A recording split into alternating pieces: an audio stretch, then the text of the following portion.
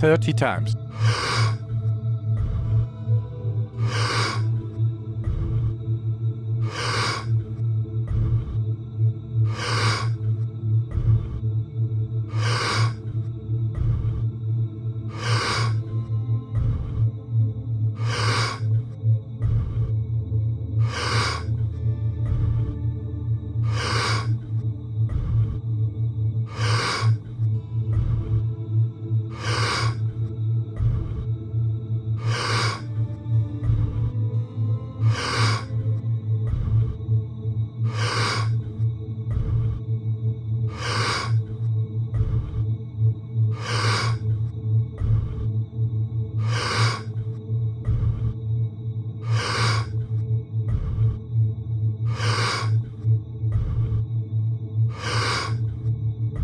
Ten times more.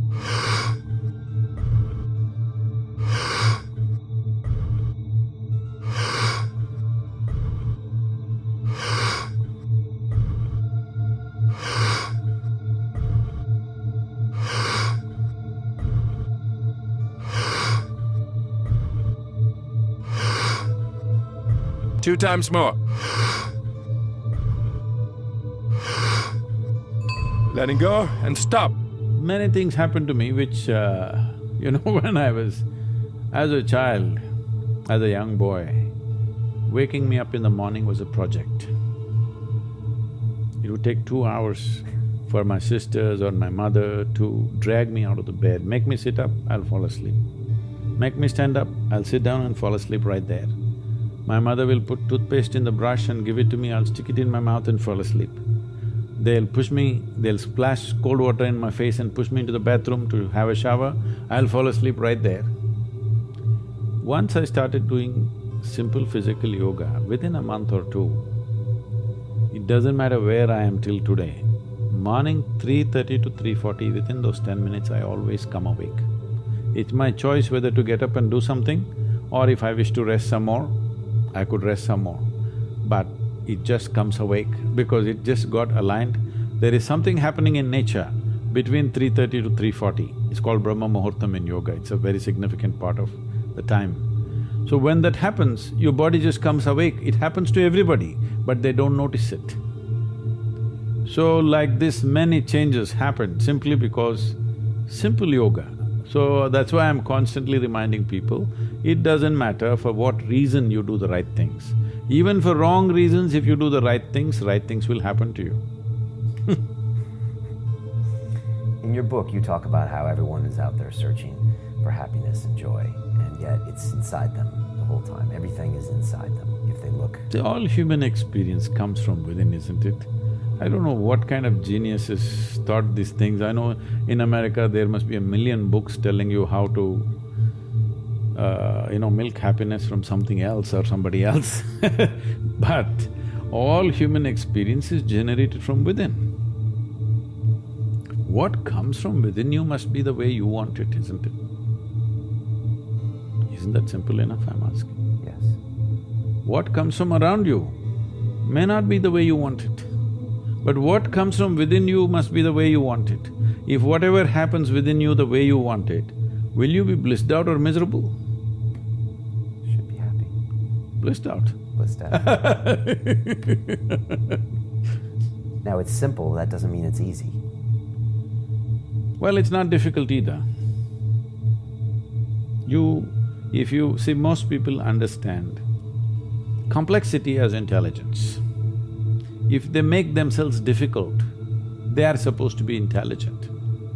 Making a simple thing difficult is not intelligence. Making a very complex thing simple is intelligence, isn't it?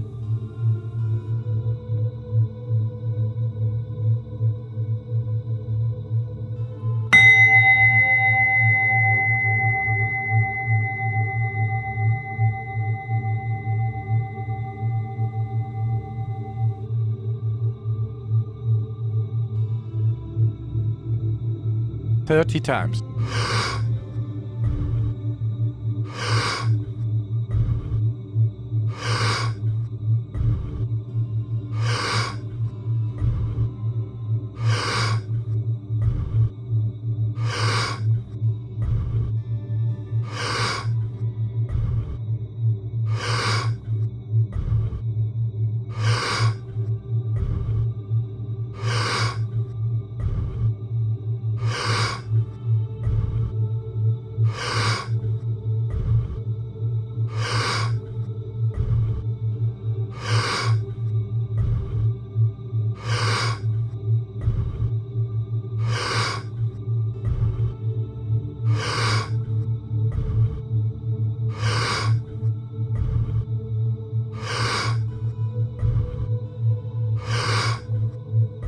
10 times more.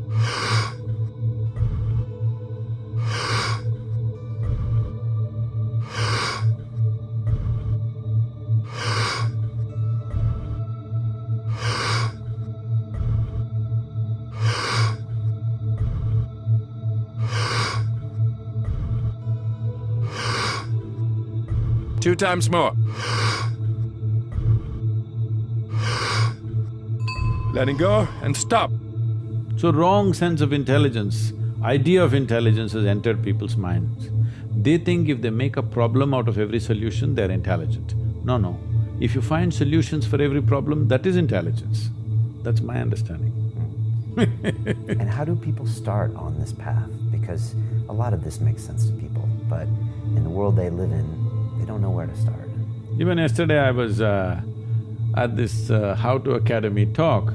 The last question was, all this is fine, Sadhguru, can you give us one mantra that we can take home and that'll work for us? So I asked a simple question. See, to learn ABC, to learn to read and write a simple language like English, I'm saying simple language, it's just 26 alphabets. Tamil language has 212 alphabets, very complex. To learn a simple language, you take 12 years of schooling. To read, write, understand, this all you're doing in the school. You may be reading a science book, but you don't know any damn science by reading a high school textbook, all right? So, for this you're taking 12 years. To transform your life, you want to do it in 2 minutes. So is that what your life is worth? So if your life is worthwhile, is it not important that you invest a certain amount of time and energy rather than looking for this stupid stuff of one mantra with which I will transform my life? It will not happen like that. That's the reason why most people have remained the way they have remained, because they've not invested in their well-being. So it's a serious long-term investment. It is not long-term. I would say, if I ask you, is your life worthwhile enough to invest 30 to 32 hours of focused time to bring some basic transformation within you? If I teach you a way where you can manage your chemistry the way you want, but we need 32 hours of focused time, do you think your life is valuable enough for that much investment, I'm asking? Yes. Then you must invest, that's what is called in an engineering program. It's 32 hours of focused time. We can format it in different ways, but that much investment has to go in. You want a 2-minute mantra, this is like this. It once happened, Shankaran Pillai had a serious spinal issue.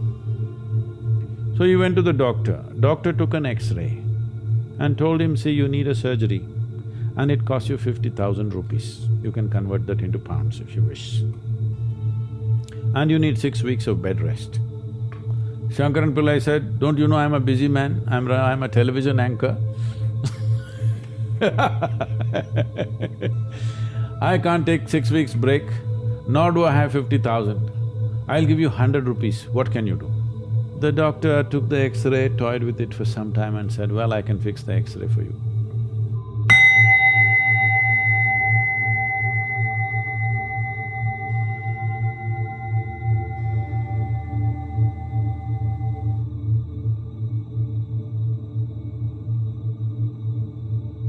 "30 times.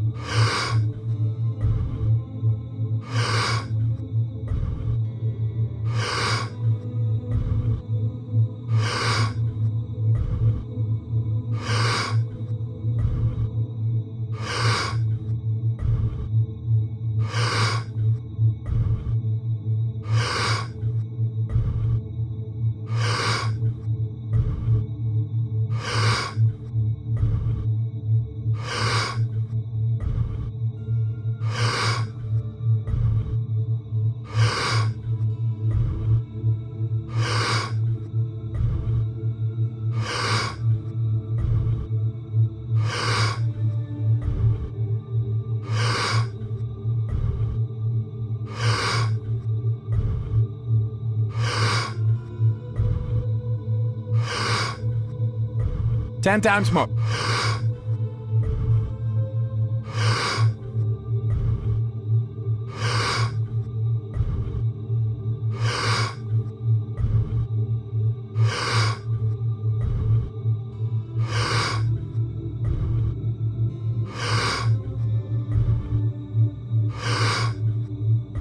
2 times more. Letting go and stop. Tell me about your jokes. You have a lot of good jokes, Sadhguru, and you have some bad jokes as well. Yeah. Because when they don't get a good joke, you have to tell a bad joke. Sometimes you tell jokes like my grandpa would tell, or you just want to leave the room, they're so bad. But they always have a point. Have you always used humor? Because there's a lot of it in the book. Well, I don't know what's a bad joke. For me, it's not a joke, it's just another device to make them see something. Because most people cannot even laugh simply out of sheer joy, you have to tickle them. Even if you tickle them in that, they're judging what's a good joke and a bad joke and getting angry about some joke that they don't like because they think it was attacked, something that they believe in, that they're identified with. It is just a device. It's just a device to make a point. Because if the same thing is told to you in utmost seriousness, you will make a dogma out of it, which is very dangerous. The idea is, see, people are always looking, there's… in the end, people who ask, all this is fine, but what's the takeaway? They want a commandment. We are talking about consciousness. Commandments won't fly. Commandments means you're trying to fix your life. Consciousness means you want to liberate your life. My intention is you must liberate your life. People come and say, Sadhguru, please teach us how to control my mind. Say, you want your mind controlled or liberated? Oh, yes, liberated, but how to control? Because they think that intelligence is a serious problem and it's been in their lives. So what is the solution? If you remove a part of your brain, you will be fine. You're essentially complaining, I wish I had the brain of an earthworm, this human brain I am not able to handle. Yes, that is a fact. See, according to Charles Darwin, he's an Englishman, okay? It's not me. Charles Darwin said that you evolved out of a monkey. You were a monkey, then you became a man. Some of the neuroscientists today are studying, genetic scientists are saying this, that the difference, the DNA difference between a chimpanzee and you is only 1.23%. So in that sense, physiologically you're only 1.23% away from a chimpanzee. Not a big difference, isn't it? A shade, it's just a shade of difference. But in terms of intelligence and awareness, you are worlds apart from a chimpanzee.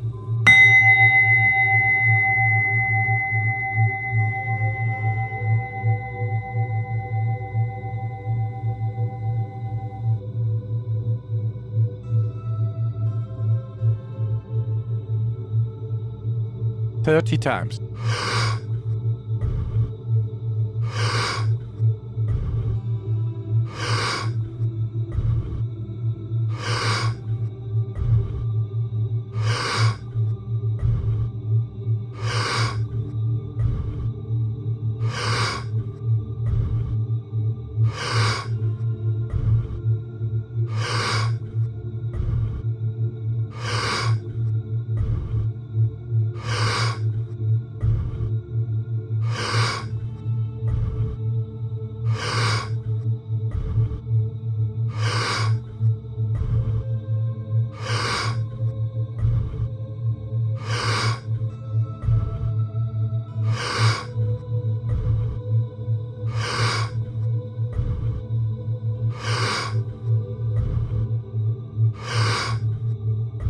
"10 times more.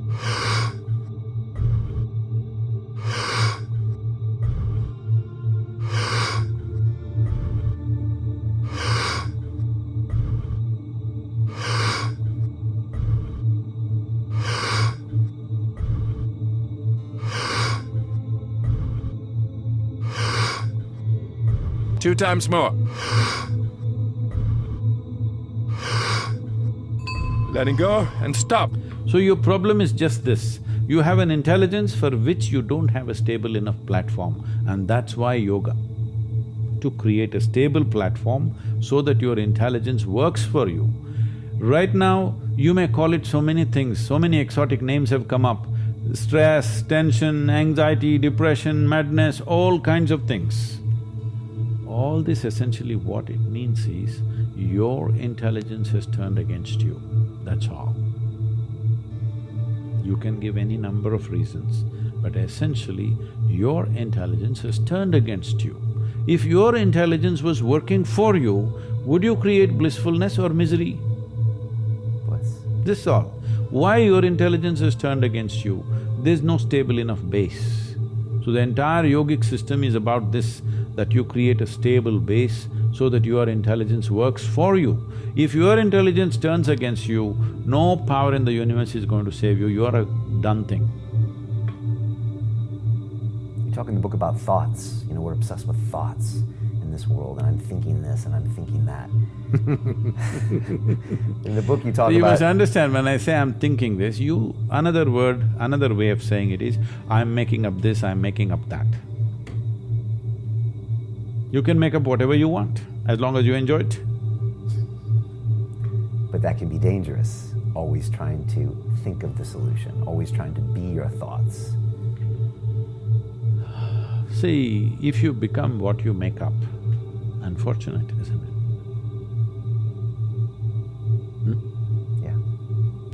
Yeah. Your thoughts belong to you or you belong to the thoughts, you must make up your mind.